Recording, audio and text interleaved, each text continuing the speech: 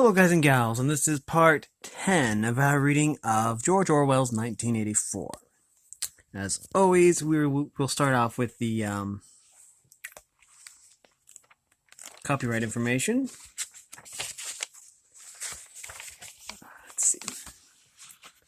This is a copy of the book from 1961. All rights reserved, including the right to reproduce this book or portions thereof in any form. So that's basically what I'm going by in terms of copyright information. And we are 10 episodes in, or 10 parts in. And we're going to continue. In the last episode, Winston was in the prole area, kind of the commoners area, and a rocket, exploded near him. He wasn't hurt or anything. And he is contemplating going into a pub to talk to someone that predated the revolution, and so he could ask this older gentleman questions. And I think we're pretty close to chapter 2, actually, so we'll go from there. Yeah, put the bookmark there. Really is a nice bookmark. Got it at a convention once. Anyways,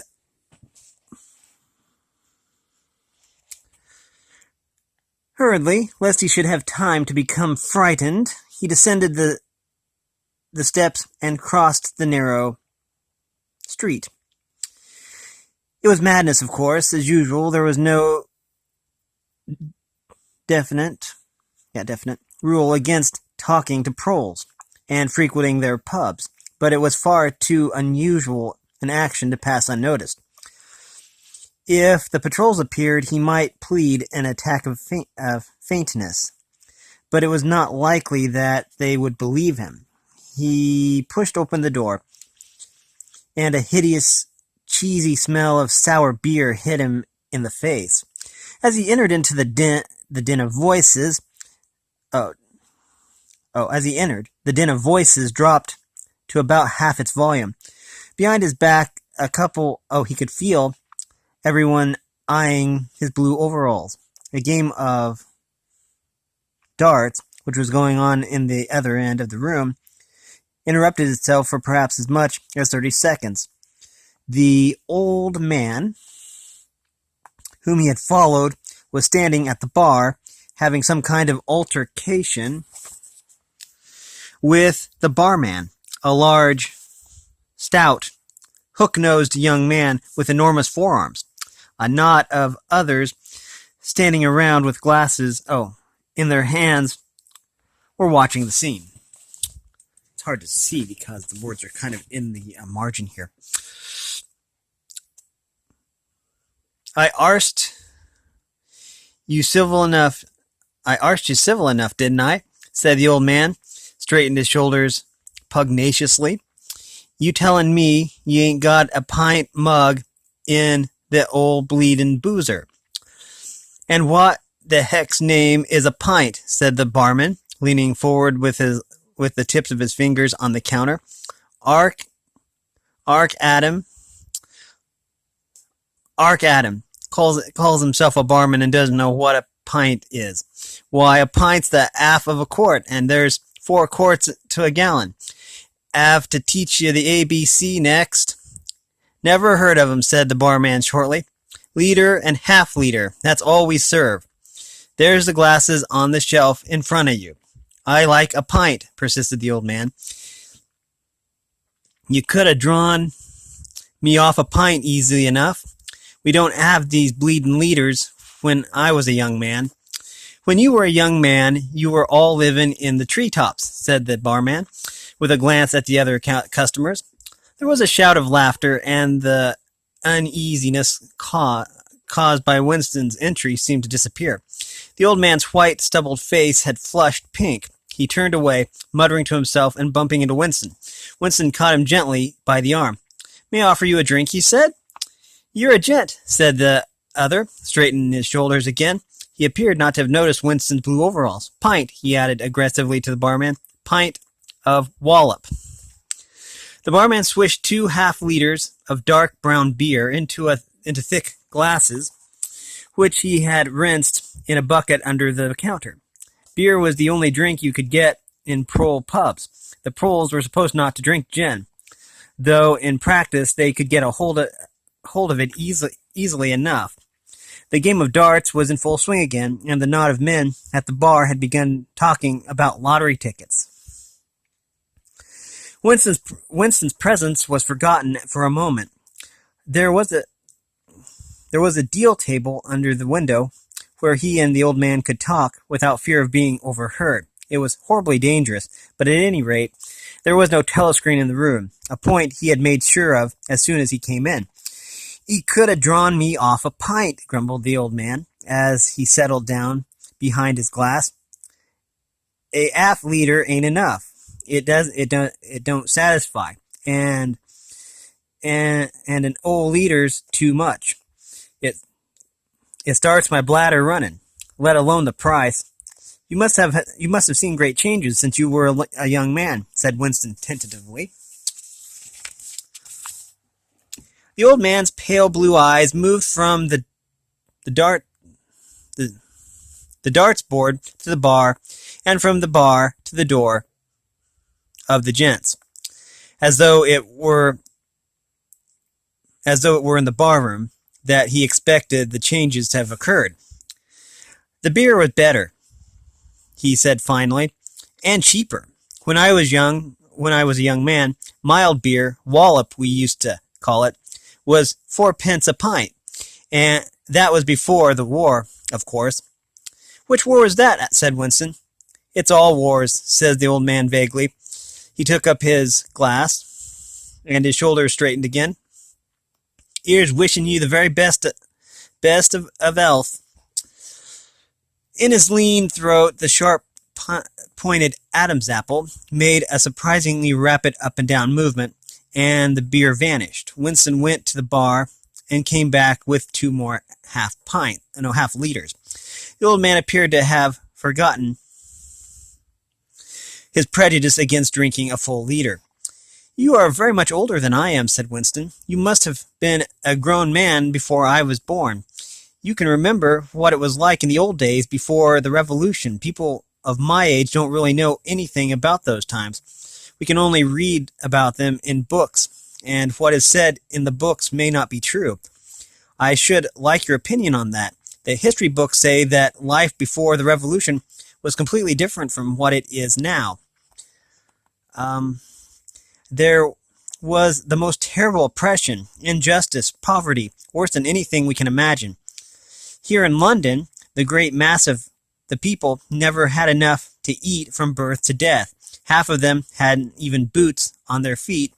They worked 12 hours a day. They left school at 9. They slept 10 in a room. And at the same time, there was a very few people, only a few thousand, the capitalists, they were called, who were rich and powerful. They owned everything, and there was to own. They lived in great gorgeous houses with 30 servants. They rode about in motor cars and 4-horse carriages. They drank champagne. They wore top hats. The old man brightened suddenly.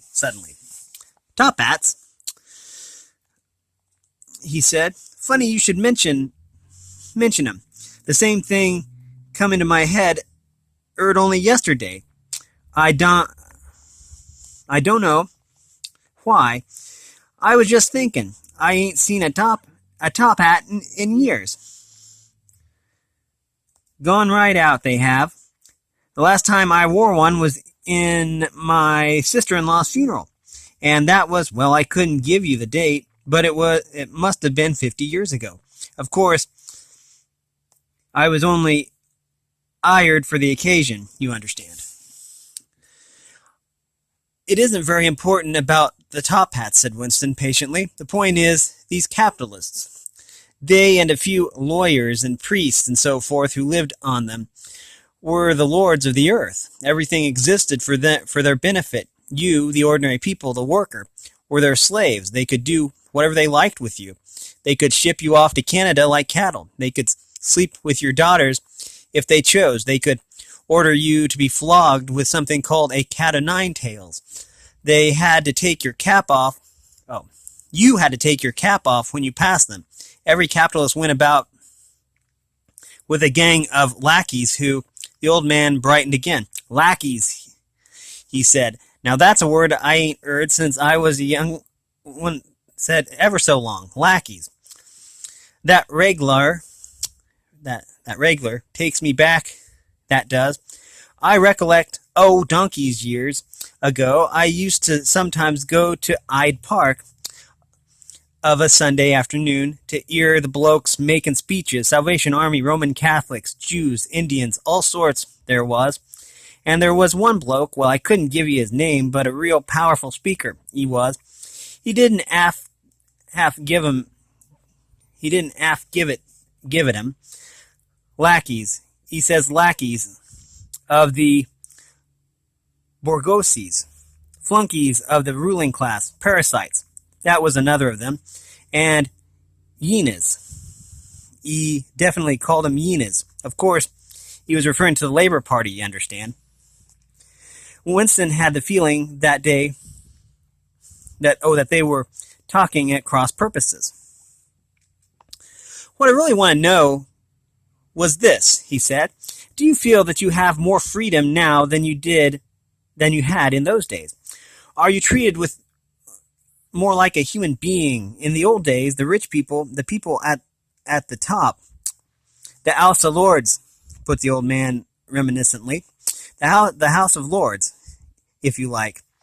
What I'm asking is, were these people able to treat you as an inferior simply because they were rich and you were poor? Is it, in fact, for instance, that you had to call him sir and take off your cap when you passed him? The old man appeared to think deeply. He drank off about a quarter of his beer before answering. Yes, he said. They liked you to touch your cap to him.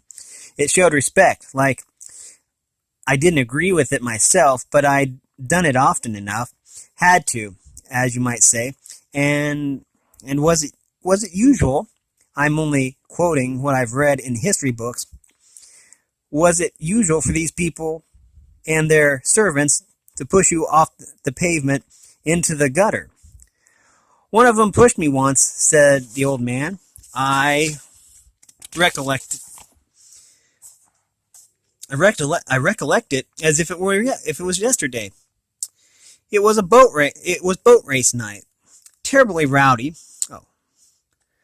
They used to get on boat race night, and I bumps into a young bloke on Shaftesbury Avenue. Quite the gent he was. Dress shirt, top hat, black overcoat. He was kind of zigzagging across the pavement, and I bumps into him accidentally, like he says, "Why can't you look where you going?" I says, "Do you think you bought the bleeding pavement?" He says, "I'll twist your bloody head off if you get fresh with me." I said, "You're drunk. I'll give you in charge in half a minute." Oh, wait a minute. "You're drunk. I'll give you in charge in half a minute," I says, and if you'll believe me, he puts his hands on my chest and gives me a shove. As pretty near sent me under the wheels of a bus. Well, I was young in them days, and I was gonna have fetched him over, only a sense of helplessness took hold of Winston. The old man's memory was nothing but a rubbish heap of details. One could question him all day without getting any real information. The party histories might still be true, after all. After a fashion. They might even be completely true. He made a last attempt. "Perhaps I have not made myself clear," he said. "What I'm trying to say is this. You have been alive a very long time. You lived half your life before the Revolution, in 1925. For instance, you're already grown up. Would you say, from what you can remember, that life in 1925 was better than it is now, or worse? If you could choose, would you prefer to live then or now?" The old man looked meditatively at the dartboard. He finished off his beer more slowly than before. When he spoke, it was with a tolerable philosophic air, as though the beer had mellowed him. "I know what you expect me to say," he said. "You expect me to say that I'd sooner be young again, but most people say they'd sooner be young if you asked them. You got your health and strength when you're young. When you get to my time of life, you ain't never well. You ain't never well. I suffer something wicked from my feet, and my bladder just terrible. 6 and 7 times a night it has me out of bed. On the other there on the other hand, there's great advantage to being an old man. You ain't got the same worries. No truck. Oh, yeah, no truck with women, and that's a great thing. I ain't at a woman for near on 30 years, if you'd credit me, nor wanted to. What's more, Winston sat back against the window sill. It was no use going on. He was about to buy some more beer when the old man suddenly got up and shuffled rapidly into the stinking urinal at the side of the room. The extra half-liter was already working on him. Winston sat for a minute or two, gazing at the empty glass, and hardly noticed when his feet carried him out into the street again. Within 20 years, at the most, he reflected the huge and simple question: was life better before the revolution than it is now? Would have ceased once and for all to be answerable. But in effect, it was unanswerable, even now, since the few scattered survivors from the ancient world were incapable of comparing one age with another. They remembered a million useless things: a quarrel with a workmate, a hunt for a lost bicycle pump, the expression on a long-dead sister's face, the swirls of dust on a windy morning 70 years ago. But all the relevant facts were outside the range of their vision. They were like the ant, which can see small objects, but not large ones. And when memory failed and written records were falsified, when that happened, the claim of the party to have improved the condition of human life had got to be accepted, because there did not exist and never again could exist any standard against which it could be tested. At this moment, his train of thought stopped abruptly. He halted and looked up. He was in a narrow street with a few dark little shops interspersed among dwelling houses. Immediately above his head there hung 3 discolored metal balls, which looked as if they had once been gilded. He seemed to know the place. Of course, he was standing outside the junk shop where he had bought the diary. A twinge of fear went through him. It had been a sufficiently rash act to buy a book in the beginning, and he had sworn never to come near the place again. And yet the instant that he allowed his thoughts to wander, his feet had brought him back here of their own accord. It was precisely against suicidal impulses of this kind that he had hoped to guard himself by opening the diary. At the same time, he noticed that although it was nearly 21 hours, the shop was still open.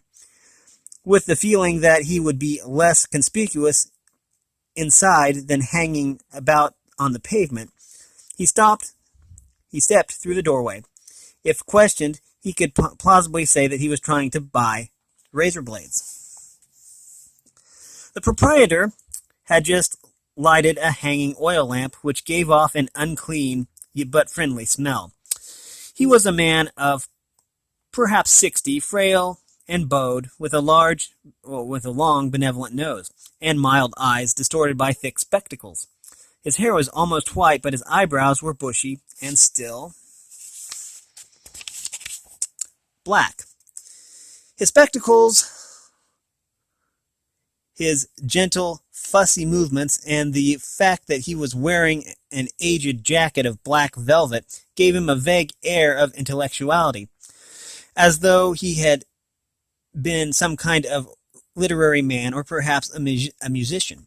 His voice was soft, and though faded, and his accent less debased than that uh, of the majority of the proles. I recognized you on the pavement," he said immediately. "You're the gentleman that bought the young lady's keepsake album. That was a beautiful bit of paper, that was, cream laid, it used to be called.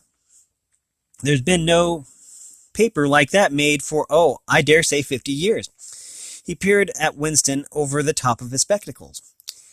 "Is there anything special I can do for you, or did you just want to look around?" "I was passing," said Winston vaguely. "I just looked in. I don't want anything in particular." "It's just as well," said the other, "because I don't suppose I could have satisfied you." He made an apologetic pose. "I could have..." He made an apologetic gesture with his soft-palmed hands. You see how it is? An empty shop, you might say. Between you and me, the antique trade's just about finished. No demand any longer, and no stock either. Furniture, china, glass, it's all been broken up by degrees. And of course, the metal stuff, mostly been melted down. I haven't seen a brass candlestick in years." The tiny interior of the shop was in fact uncomfortably full, but there was almost nothing in it of the slightest value. The floor space was very restricted because all around the walls were stacked innumerable dusty picture frames.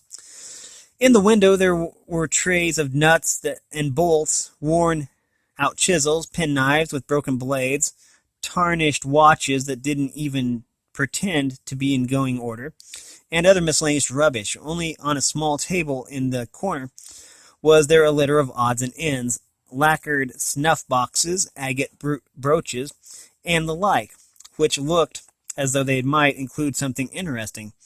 As Winston wandered towards the table, his eyes was caught by the rough, smooth thing gleaming softly in the lamplight, and he picked it up. It was a heavy lump of glass, carved on one side, flat on the other, making almost a hemisphere. There was a peculiar softness as of rainwater in both the color and the texture of the glass. At the heart of it, magnified by the curved surface, there was a strange pink, convoluted object that recalled a rose of a sea anemone. "What is it?" said Winston, fascinated. "That's coral, that is," said the old man. "It must have come from the Indian Ocean. They used to kind of embed it in the glass. That wasn't made less than 100 years ago. More by the look of it." "It's a beautiful thing," said Winston. "It is a beautiful thing," said the other appreciatively, "but there are not many that say so nowadays." He coughed. Now if it so happened that you wanted to buy it, that'd cost you $4. I can remember when a thing like that would have fetched £8, and £8 was, well, I can't work it out, but it was a lot of money. But who cares about genuine antiques nowadays, even the few that's left?" Winston immediately paid over the $4 and slid the coveted thing into his pocket. What appealed to him about it was not so much the beauty as the air it seemed to possess of belonging to an age quite different from the present one. The soft, rain-watery glass was not like any glass that he had ever seen. The thing was doubly attractive because of its apparent uselessness, though he could guess that it must once have been intended as a paperweight. It was very heavy in his pocket, but fortunately it did not make much of a bulge. It was a queer thing, even a compromising thing for a party member to have in his possession. Anything old, and for that matter, anything beautiful, was always vaguely suspect. The old man had grown noticeably more cheerful after receiving the $4. Winston realized that he would have accepted 3 or even 2. "There's another room upstairs that you might care to take a look at," he said. "There's not much in it, just a few pieces. We'll do with a light if we're going upstairs." He lit another lamp and, with bowed back, led the way slowly up the steep and worn stairs and along the tiny passage, into a room which did not give on the street, but looked out on a cobbled yard and a forest of chimney pots. Winston noticed that the furniture was still arranged as though the room were meant to be lived in. There was a strip of carpet on the floor, a picture or two on the walls, and a deep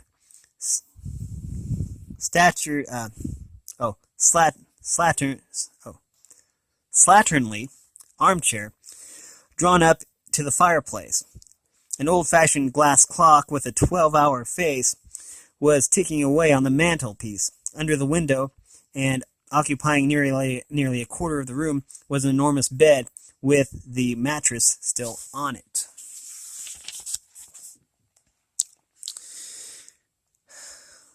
We lived here till my wife died," said the old man, half apologetically. "I'm selling the furniture off by little and little.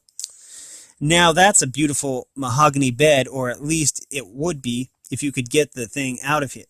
If you could get the bugs out of it. But I dare say you'd find it a little bit cumbersome." He was holding the lamp high up so as to illuminate the whole room, and in the warm, dim light, the place looked curiously inviting, and the thought flitted through Winston's mind that it would probably be quite easy to rent the room for a few dollars a week if he dared to take the risk. It was a wild, impossible notion, to be abandoned as soon as thought of. But the room had awakened in him a sort of nostalgia, a sort of ancestral memory. It seemed to him that he knew exactly what it felt like to sit in a room like this, in an armchair beside the open fire, with your feet in the fender and a kettle on the hob, utterly alone, utterly secure, with nobody watching you, no voice pursuing you, no sound except the singing of the kettle and the friendly ticking of the clock. At that, we are going to have to end it here. Let me put a bookmark in here. Make it to page 82.